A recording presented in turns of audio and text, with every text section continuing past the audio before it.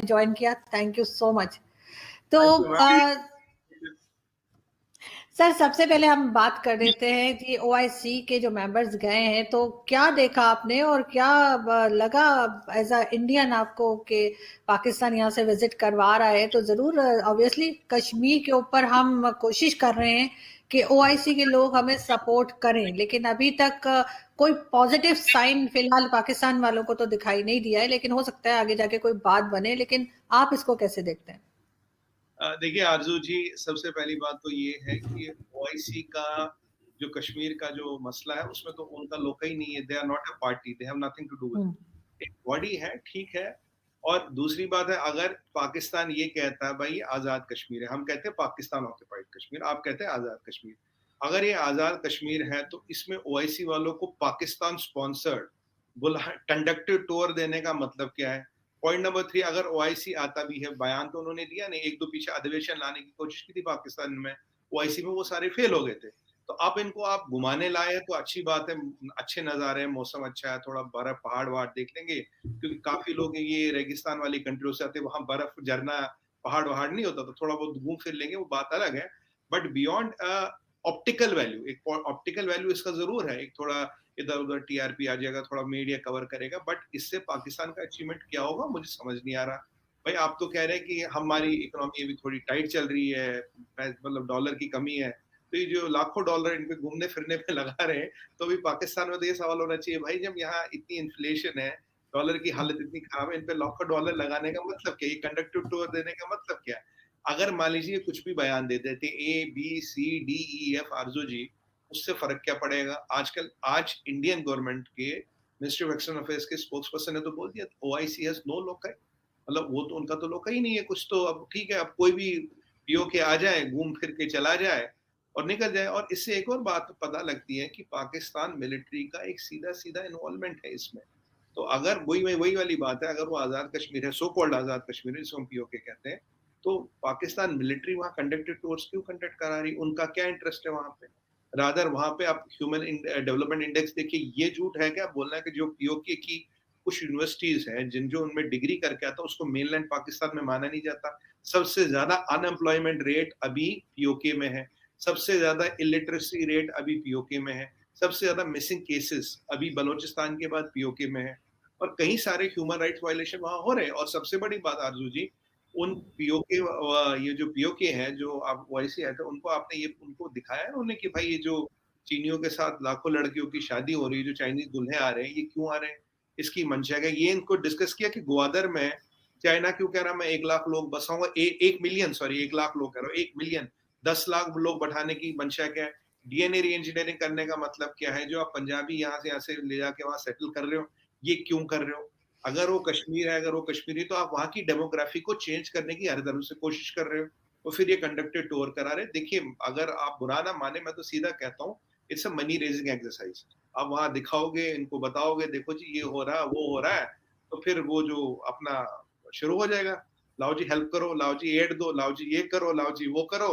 ये तो वही वाली बात है ना, जो कुछ अब मैं कहना नहीं चाहता, मतलब कुछ लोग मुफलिसी का भी बिजनेस करते हैं, तो ये वही वाली बात है। Except that politically, militarily, strategically, diplomatically कुछ अचीव तो होगा नहीं इससे, except yes this opens the way to get aid. I mean I can be candid as that जी।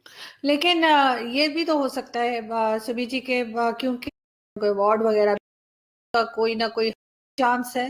जो पॉलिटिक्स है that is determined by macro economics.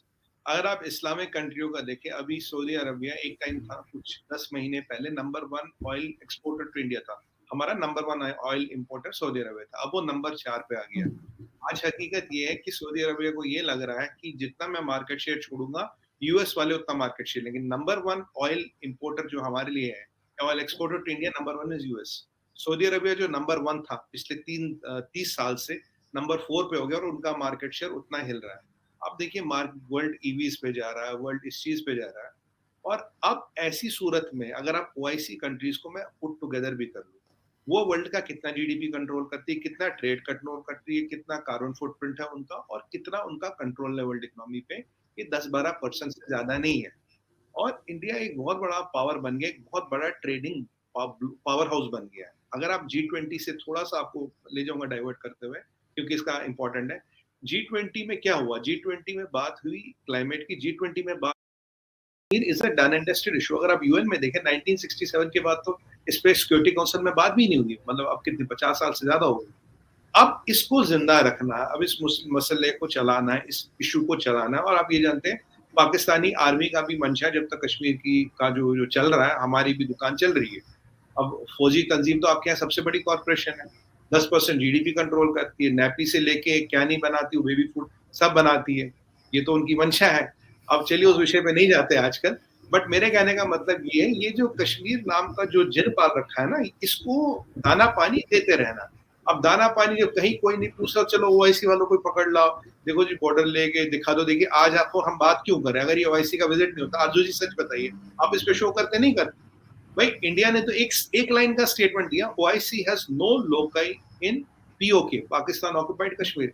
फैसला POK का ये होना कि government of India on record is saying POK is a unfinished agenda of Indian independence which has to be settled.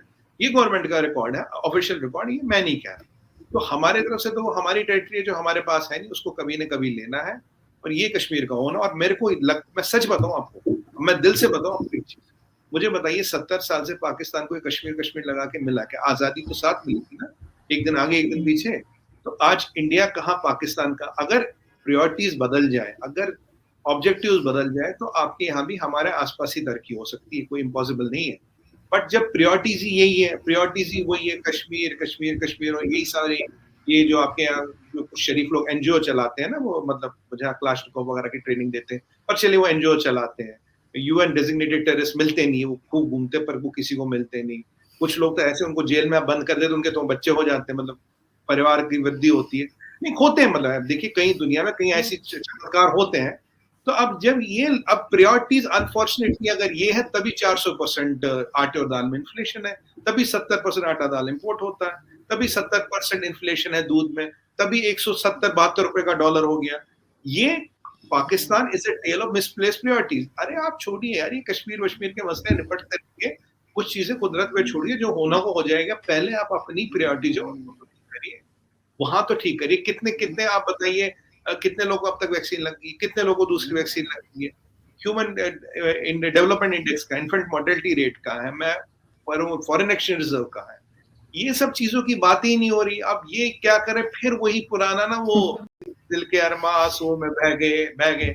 वो record एक होता था ना आरजू जी, ग्रामाफोन, जब वो चलता था, दिल के अरमा आंसुओं में, जब वो अटकता, बह गए बह गए बह गए बह गए बह गए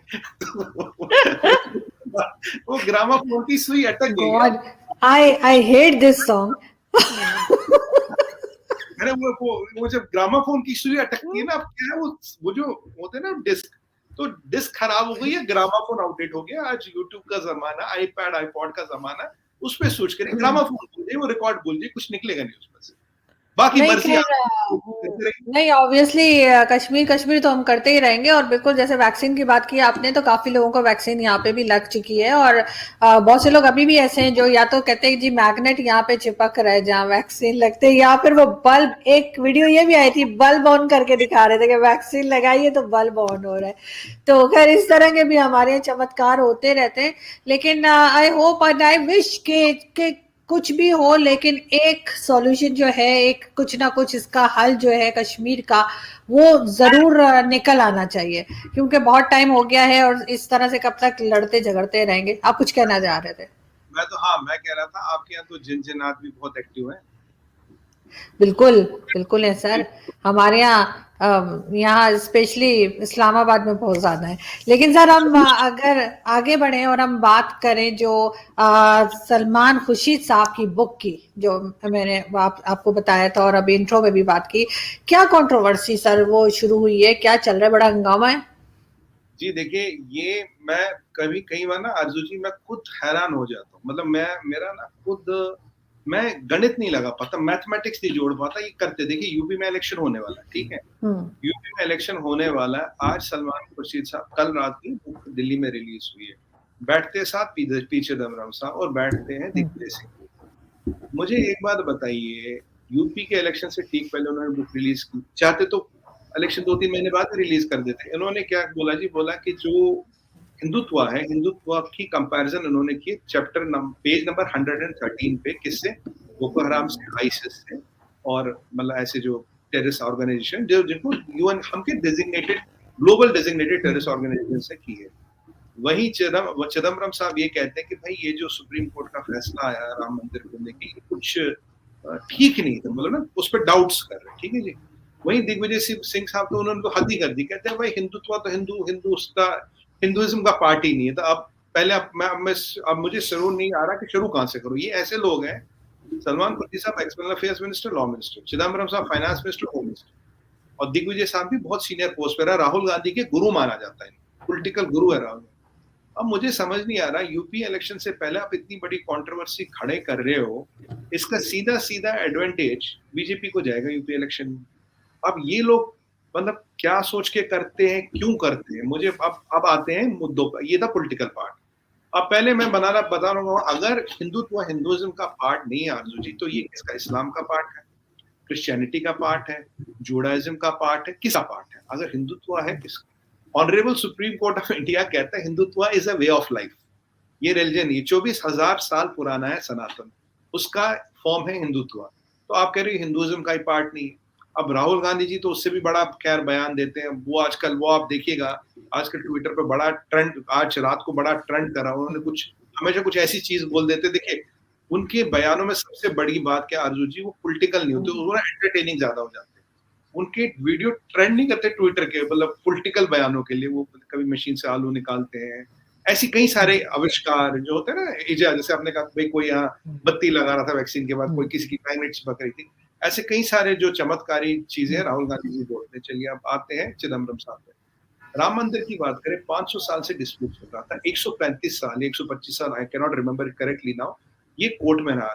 पिक्चर जब से आजादी हुई उससे पहले से कोर्ट में था, और ये कह रहे कि यार ये फैसला ना थोड़ा गलत था, ये फैसला ठीक नहीं था। मुझे बताइए 500 साल डिस्प्यूट चला, 135 साल, 125 साल, जो भी नंबर है याद नहीं आ रहा मुझे, ये कोर्ट में चला। इससे ज्यादा क्लीन ट्रांसपेरेंट कहीं दुनिया में कोई केस हुआ है? नहीं हुआ। अब सलमान खुर्शीद साहब पे आते हैं, एक्सटर्नल अफेयर्स मिनिस्टर रह चुके हैं, लॉ मिनिस्टर रह चुके हैं, पढ़े लिखे व्यक्ति है। ऐसा नहीं कि कोई अनपढ़ टाइप बंदा हो, वो क्या है आपके यहाँ वो एक है ना मियां मिट्टू, वैसा टाइप बंदा नहीं है कि कुछ भी बोल दे, मतलब पढ़े लिखे लोग। ये एक्सटर्नल अफेयर्स मिनिस्टर, ये हिंदुत्व का कंपैरिजन करे आईसिस से। मैं इनको बोलता हूँ 24,000 साल पुरानी सिविलाइजेशन ही साइंटिफिकली प्रूवन है, उसकी आप कंपैरिजन किससे करें? आईसिस से। सबसे ज्यादा मुसलमान अगर दुनिया में किसी ने मारा, वो आईसिस ने मारा। बोको हराम, जिन्होंने लड़कियां उठाई सेक्स स्लेवरी के लिए, अब भी गायब है, कुछ लड़कियां अब भी नहीं मिली, उससे हिंदुत्व का कंपैरिजन कर रहे हैं। तो मुझे कई बार समझ नहीं आता इन पढ़े लिखे लोगों की मंशा के, ये कर क्या रहे हैं। मतलब आप ये उल्टे सीधे बयान देके आप, मतलब आप वही वाली बात है कि मैं, मतलब अगर मैं चांद पे थूकूंगा ऊपर की तरफ देख के तो होगा क्या? तो आप ये वाली हरकतें कर क्यों रहे? आपको मिलता क्या है?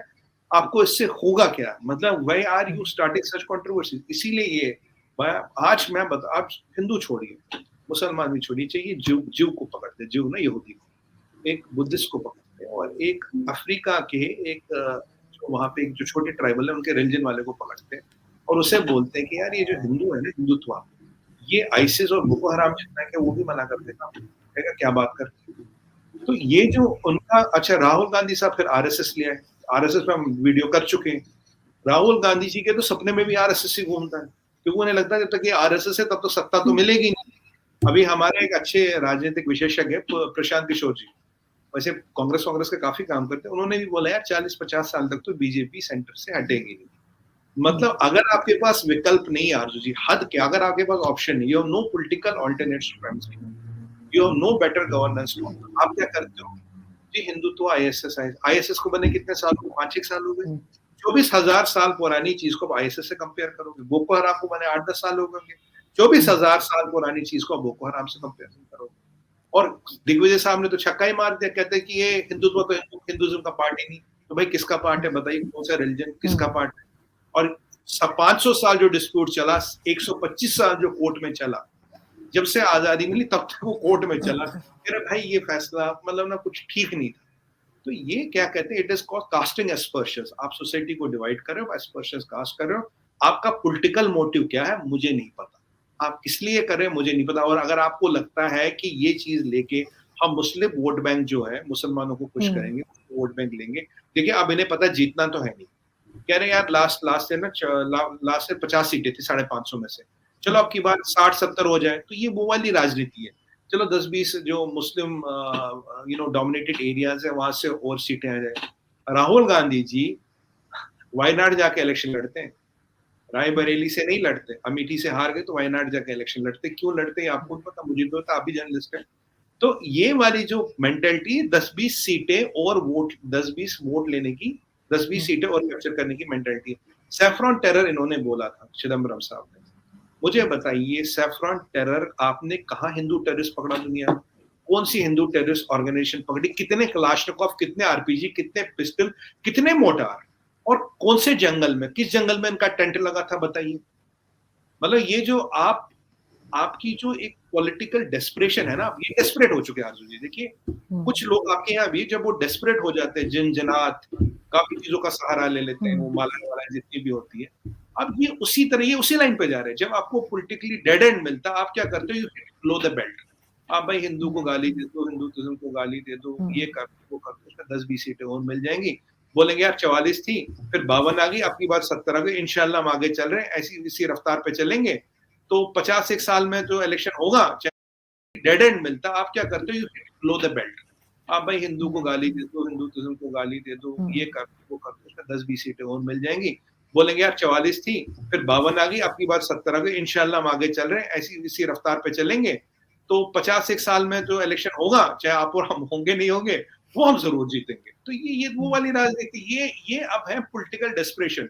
मुझे बहुत दुख होता है, मैं सच बताऊं आपको। ये जो पढ़े, अगर ये अनपढ़ लोग करें ना, ये जो मुल्ला मौलाना होता है, जो जिन्हें कुछ नहीं पता, जो उनका तो काम ही खैर ये, पढ़े लिखे, मतलब पढ़े वकील, पढ़े लिखे, जो बड़े बड़े पोस्टों पे रह चुके हैं, जो बड़े बड़े जिन्हें देश ने सम्मान दिया है, जिन पे ट्रस्ट किया, अगर वो ये बोलते हैं, तो ये यहाँ बहुत ही घटिया किस्म की राजनीति जो है ना, बहुत ही ऊंची किस्म की राजनीति है, उसको दर्शाता। मुझे मतलब मैं क्या बताऊं आरजू जी, मतलब ऐसी चीजों को देख के ना दिल टूट जाता है भाई।